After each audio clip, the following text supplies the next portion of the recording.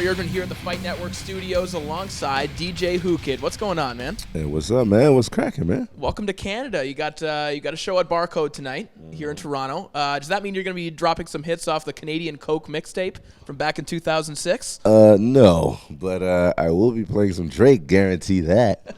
If you don't play Drake here, you're a loser. The reaction to Know Yourself when that drops here in Toronto is like something I've never seen before. People absolutely lose their minds. I don't know what it is, and it's the same everywhere.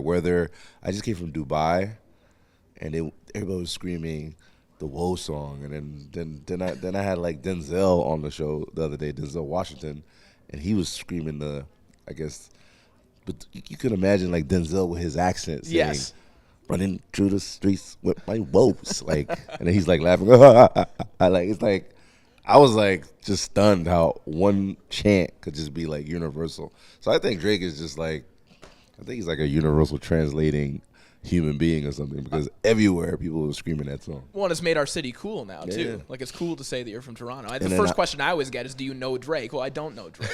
I know him. I listen to him. Yeah, he knows him. There we go. I'm mad that you guys are getting the All-Star joint. You get NBA All-Star. You get All-Star Weekend. Listen, NBA players like coming here for a reason, man. I mean, and Caravana is big for a reason. The moisture here is crazy. Exactly. A lot of moisture. The moisture king. Jesus. You have some history here too. Toronto is where the 50 Cent Lloyd Banks fight that sort of involved you went down. How did that all go down? Oh well.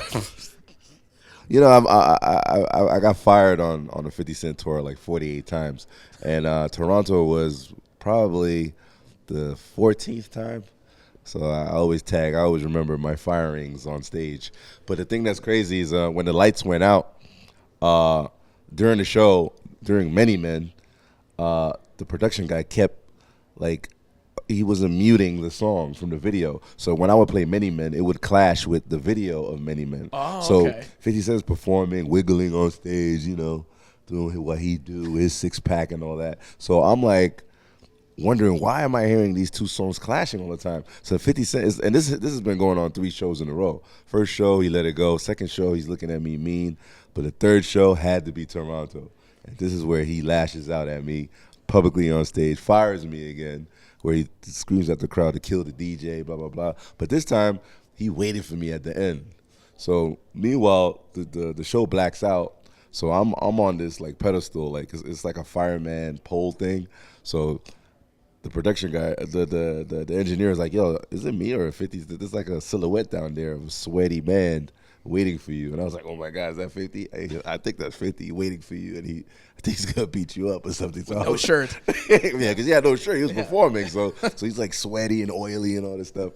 So I was like, well, let me give him like 5 minutes to calm down so he could go to the back in the dressing room. But he still was waiting for me and the show was over. So I was like, it's probably whatever. So I come down the pole like a fireman. Like I literally just come down like, so when I come down, the crowd is still out there thinking there's going to be an encore, but 50 Cent doesn't know that it's like a clear screen, so you could see like his silhouette and mine.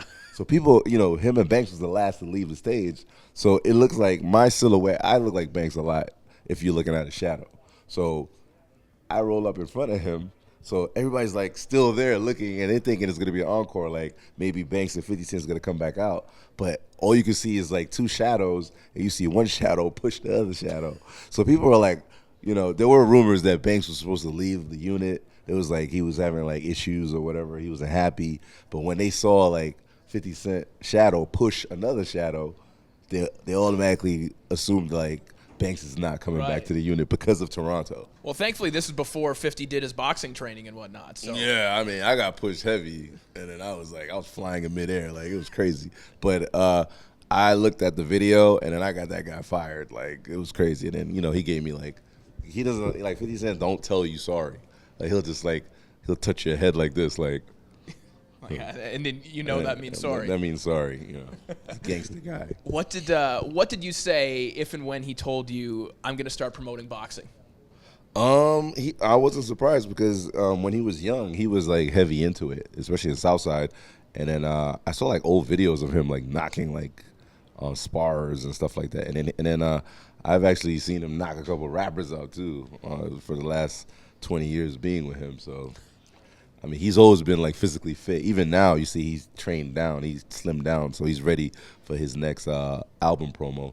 But you don't want to get that guy angry, and you don't want to be in the ring. And then, it's not surprising, like, Floyd is his friend. Like, he has a lot of boxing homies that he hang with, but he trains heavy. And the reason I've always done, like, perfect 3-hour shows is because I've always watched him train, and he's always punching bags and knocking out, like I've seen stuff get knocked off the hinges, and I'm like, yo, imagine that's me, like.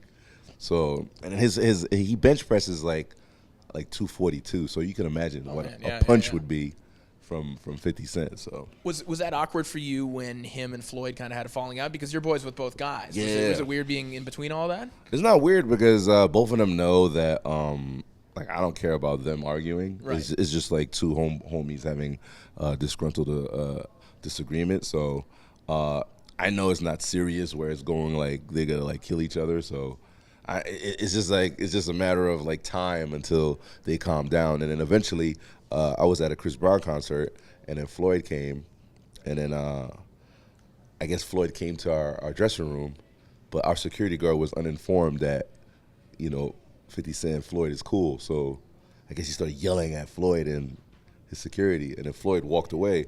So then the security came in and said, yeah, Floyd came and I got rid of him. I was like, what? And 50 Cent was like, what? No. So 50 Cent ran down the hallway just to talk to him and tell him that, it's a misunderstanding. But people thought that he ran down the hallway to fight Floyd because nobody saw the ending area where they both stood and spoke.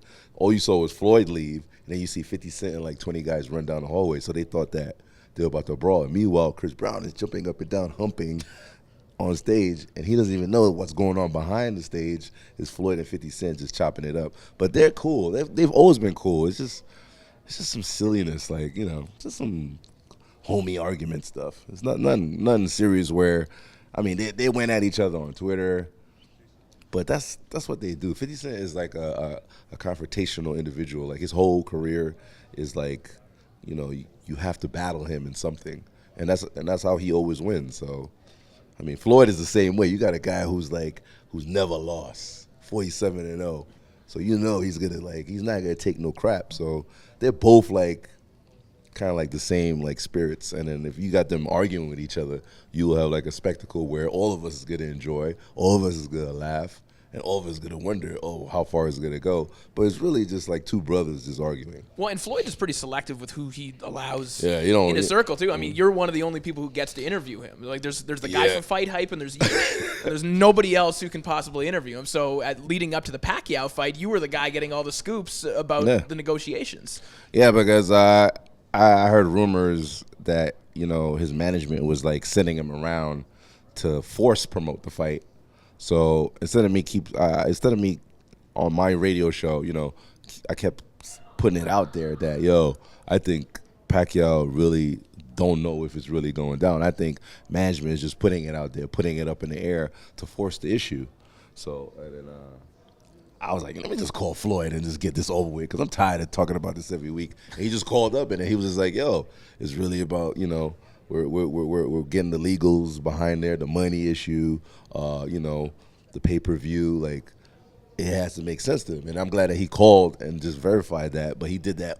I didn't know that he only called me. I thought he was telling everybody that. Nobody.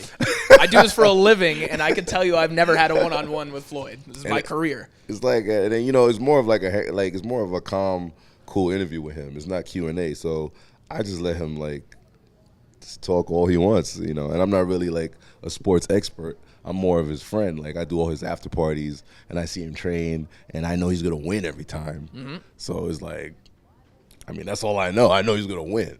This is not the same Pacquiao from before. So, I got a little in depth with the interview, but I just let him yap all he wants, and then you see all the information's out there. So anytime you need him, I got his number right now. If you want me to call him? I don't know. You want to call him right now? I'm not going to tell you not to. I know you got some moisture or something. What's the best after party you've done with him? Is there one that you have in mind? Probably was Rehab. We had Mike Tyson. He came through. It was Mike Tyson, Jamie Foxx, Lil Wayne. He always has Lil Wayne there because Lil Wayne. I think Lil Wayne is coming out with him on the Pacquiao fight too. But because Floyd manages to party and have a good time, but no one ever sees him drinking. After the fight, which is crazy. Like he'll have the bumps, and you could tell like they put ice on him and stuff, but he still comes like shirtless, cut up, and I think he's proving a point where it's like it's really hard to like knock this dude, not really knock him out, but to hurt him where he can't come out. So this pretty boy Floyd, I mean, come on, he's always looking pretty, and he's very arrogant in the parties too, which I love because he don't really drink, but he just throws champagne at girls' faces. And I feel like I'm in Japan or something. Like, I can't talk about that right now. No, right. but he'll buy bottles for like everyone. Like, so that party was amazing. I mean, there's countless others, and every time I'm in Vegas, he comes out. He ain't gonna come out now because he's training. Yeah. But if he's not training, he always comes out. The thing is, like, he used to say for years, like, "Oh yeah, I'll go to the club, but then I'll go out running after the fact." I think maybe some of that's true, but someone like Adrian Broner kind of took that a little bit too literally and tried it, and it didn't quite work out the same way. You see what happened, right? Exactly. Yeah. I wouldn't talk about this guy. He's gonna knock me out, man. No, but he's very serious when it comes to fighting, and then he allows you to come watch him. I mean, you could go see him like spar and train. They just don't let you see like the secret stuff where they're watching the videos, how they're gonna knock Pacquiao out or whatever.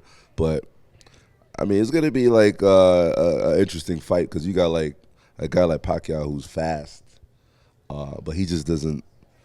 He's not very good with the choices and the punches he make, but he's very fast. But you got the best defensive dude, period. So should be like a cool, fun fight to watch. I know he's gonna win, so because I already saw the cake with the winning stuff. We already have like the bottles with his name on it, champ, and all like. Oh man! All so right. It's already like pre-planned, and then I already have like 2 girls waiting for me. That's gonna take care. It's like of wrestling. This is set in stone already. Right? Yeah. Man, this Hulk Hogan is missing or something. Where's Ric Flair at, yo? Like. It's ridiculous. It's like once he wins, it's like everything goes into full force. Like all the stars are ready to party. It's like I don't know. It's like a schedule of like. It's just hard to. You just got to be there. You might know this a little bit, but I've always found Floyd's musical selection to be pretty amusing. Like when he's out doing road work in the last Showtime. Oh my god! The guy's out there blasting Guy. Yeah. And like seriously, like he's still listening to New Jack Swing as he runs. I respect that, but it's pretty interesting. It kind of lets you know that Floyd is approaching 40 years old. But 50 Cent is no different. They love old classic stuff. Like they'll listen to like This Is How We Do It. Like I mean Montel Jordan. Like I mean my God. Like this is jumping up and down to that joint. But if you go to the club, he's like bumping like I'll get the texts for the songs you want to hear. So Coco would be like, he'll text me like 10 times for Coco. He was on to Coco before anyone else. Yeah, right? He talked about that with you. But the thing that's crazy is like he keeps texting me to play the same thing in Hannah Montana. I'm like, how many times am I gonna play Hannah Montana? Like, and then don't have like LeBron James be with him because they both want Hannah Montana. So he'll text me, then LeBron James text me. I just play Hannah Montana. But the crowd is like, why is Whoo playing Hannah Montana like 10 times in the club, but you see them by themselves just partying, and I'm not gonna. They're the ones spending the money. I'm not gonna argue Let with them them. go. Exactly. You brought up your radio show. Obviously, we've been talking about that, the Whoolywood Shuffle, and I always kind of admire what you've been able to do with that show because I feel like when I tune in and when I'm watching, it's almost like I'm eavesdropping on someone just having a casual conversation. Like there isn't that kind of interview dynamic. You know, especially the last time when you had G-Unit in there, it just felt like there was a camera in the room and you guys were just sitting around. How do you manage to get that dynamic and get people so relaxed when you have them on the show? I don't know. I'm like a mentalist or something. I'm like I try to like.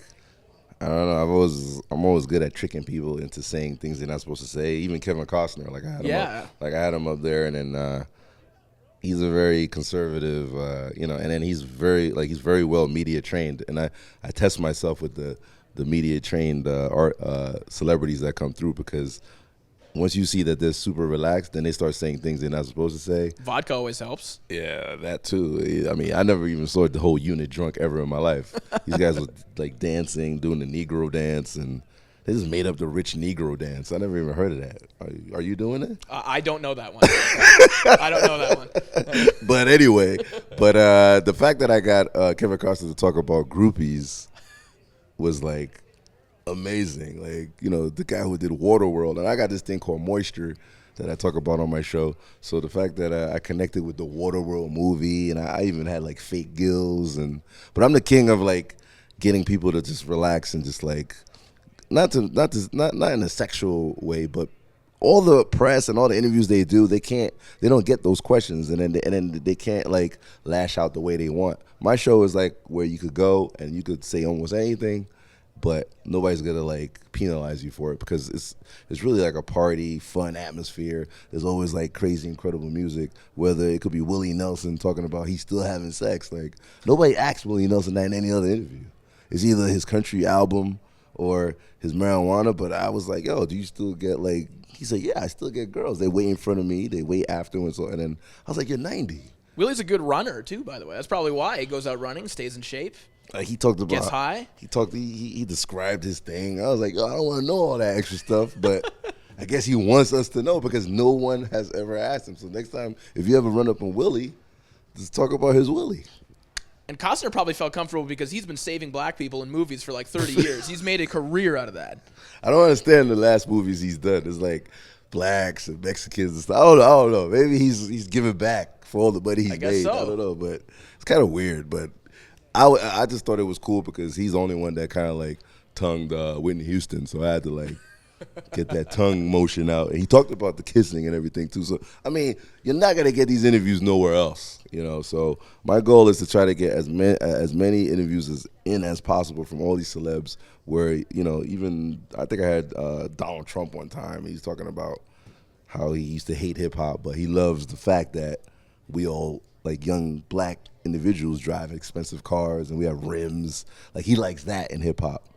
But his son loves like G-Unit and all that stuff. So I guess he came on the show because of his son. Yeah. But no one has ever touched his hairpiece. Nobody's ever moved it. Nobody's ever told him that he looks pink. Like he's like a new human. Like he was pink that day. Like I was like, why are you pink? Like no, I never saw a pink person. But he explained all this stuff. Like I'm the king of asking like literal like if I look at you, I'm gonna ask you some weird shit like why you got that shirt on or your hair is so suave, and you're gonna have to explain it to me.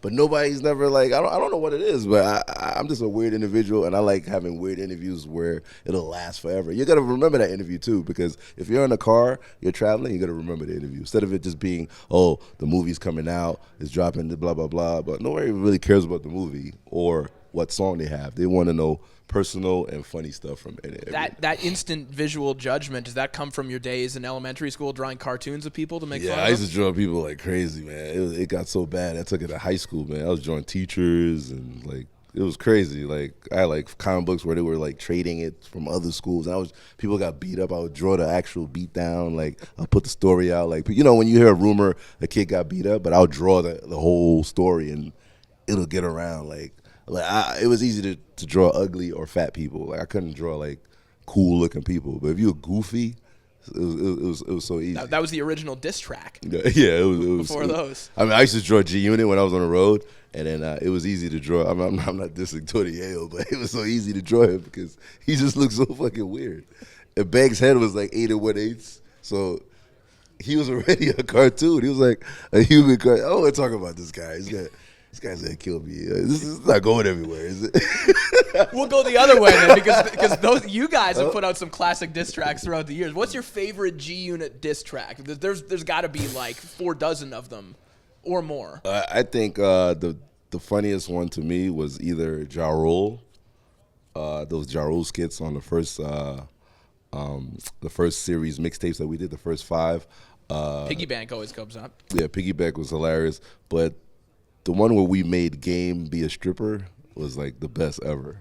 I don't even know who did it. I'm trying to find out who created those skits. I think he went missing or something. I don't know. I never saw him again. Like this guy was like the funniest like skit master, and then he made me look for other skit dudes to do skits, but I don't know where he went.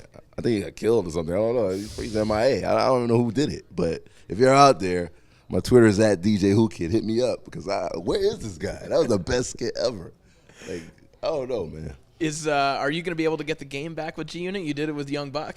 I mean, is he opposed? I mean, yo, I spoke to the game before. He met me in clubs in L.A. and he's with it. He's with it to come back. It's just he got to fix it with 50. I hooked up the Young Buck thing by playing Young Buck on the radio, easing him in, and then it's a situation where 50 was like, you know what, it wasn't that big a deal.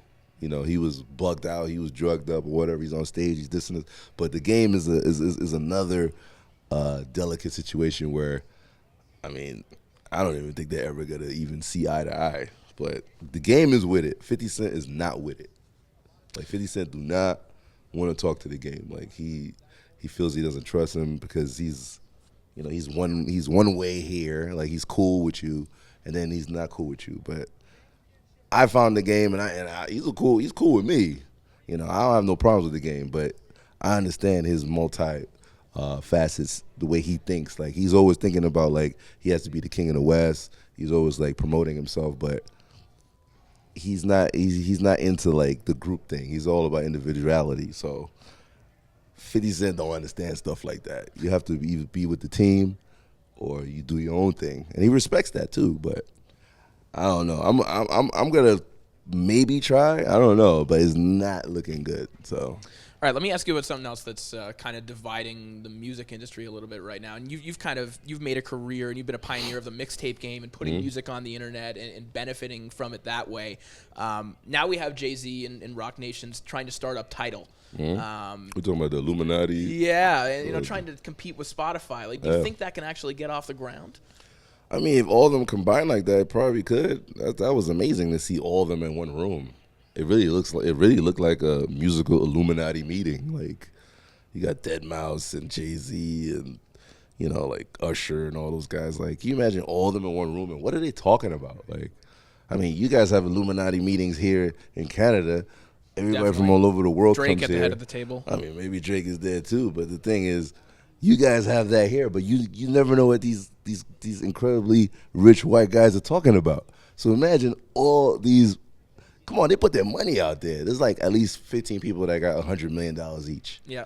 So what are they talking about? Thing is, there's only a handful of those guys that have actual exclusive rights to their music. So they can say, okay, it's going to be exclusive to this, but is the label actually going to go for that when there's 50,000 people, 50 million people more on Spotify? I mean, it doesn't really work that way.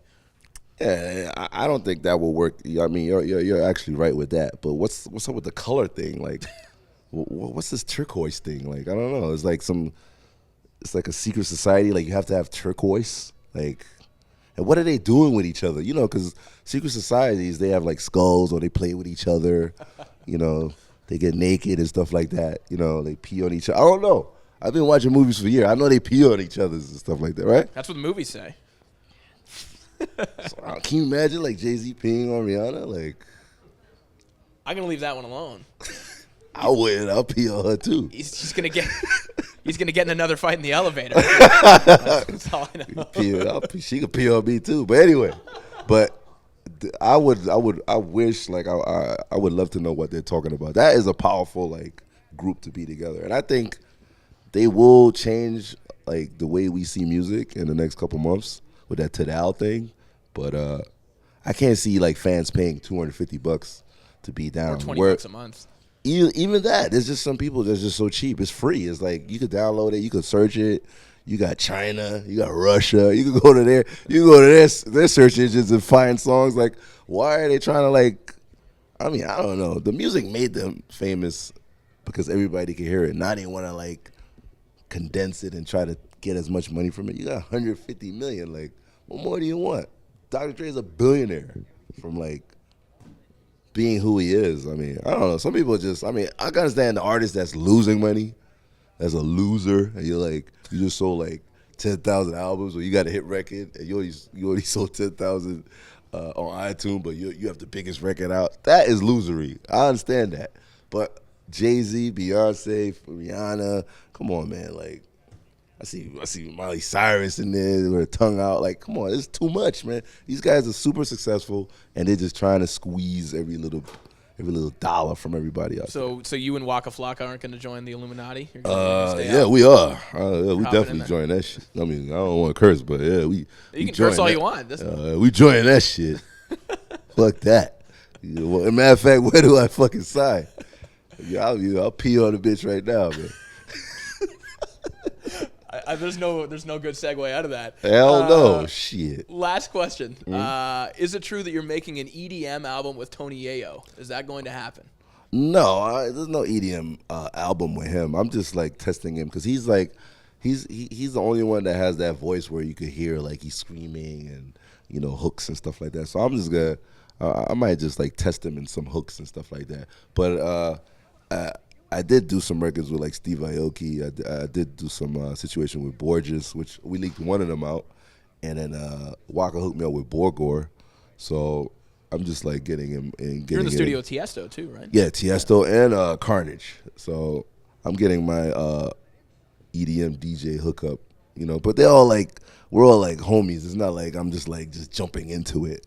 There's a lot of people that's like, oh, I want that EDM money. It's like it took me like almost like 7-8 years just to tour overseas to understand the music, understand the culture, and then see it grow. Where when I was studying it, it was just EDM. Now it's like it's all a mixture. Like rappers are doing it. It's all trap. You see like every rapper's doing it now. I saw Twista on a trap song the other day. Like I was like, yo, that's crazy. So I was like, you know what? Since I have access to all the rappers, I'm just gonna just use my creative juices or whatever. Pause, and we're just gonna create some new stuff that's never been seen. And you see, it's like I don't even know what do you call it now. It's like this big fruit punch of like house. Now you can have house and trap in one track. Yeah. Like 2 speeds. Yeah. Before it was just like it got separated. And I learned from Skrillex and I had both of them on the show. Skrillex and what's his I fucked up. I forgot his name. The crazy motherfucker that be doing reggae, the reggae house shit. Reggae guy. No, Matt Lee, there you go. Diplo, yeah I'm sorry. Yeah, he's a crazy white boy who's in the black world. But the thing that I had both of them up there, and they kind of like explained to me like both genres, and then I have a full understanding on how to promote whatever I got to do next. And plus, you got to go out there like if you don't like go to their shows or tour with them, how are you gonna learn what to do? How are you gonna learn to go back in the studio and create just to be down with them? Because that's like a closely knit community. Like they're all homies, and if you're not down with them, you're just gonna be out in the outskirts, man. Like, well, more importantly, then, how does the EDM party / female scene compare to the hip hop scene? I mean, I get moisture either way, man. I just get more wetness on the EDM side. There's a little bit of yogurt. It's even more moist. It's yogurt on the hip hop side because, you know what I'm saying? It's a little hard. I mean, I still have residue groupies from like the G-Unit stuff and mixtapes. And then people like, I get even like radio groupies now. Like they just listen to my show. But when I do like the tours with Waka, it's like 2 girls, 3 girls. I'm spinning on the mic right now. It's like, it's getting me horny, man. I'm going crazy right now. Like my phone, I literally have 12,000 photos on my phone. Like 12,000 videos and like photos. I have no more room in my phone. It's just sex stuff, kinky crap, bathtubs. Just don't wind up on TMZ like Waka. I know. It probably will. Get more press. It's probably good. I gotta show you I got a video of a chick. She's not supposed to drink the vampire juice, but she ran out the room after she drank the vampire juice naked. And she's looking for her car keys naked in the front desk, and she ran out naked. That's what the vampire juice will do to you. Shout out to Julie. All right, man. It's been a real pleasure, dude. Hell yeah, man. Fight it out, people.